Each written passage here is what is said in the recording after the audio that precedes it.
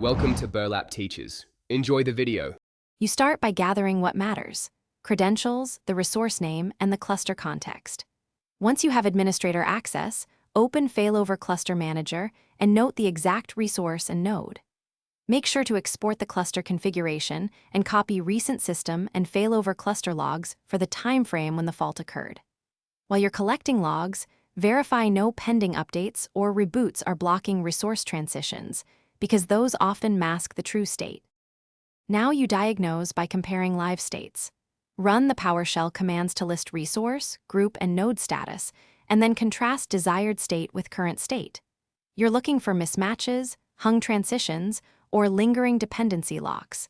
These explain why the group or resource is not in the correct state. Then review the resource DLL and health reports for error codes.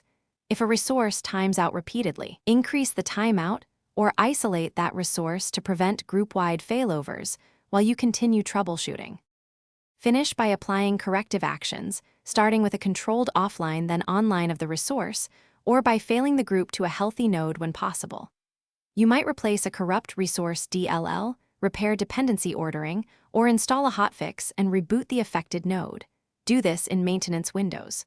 Once done, validate by watching the resource for stability and confirming desired state equals current state. If problems persist, one key tip: enable verbose cluster.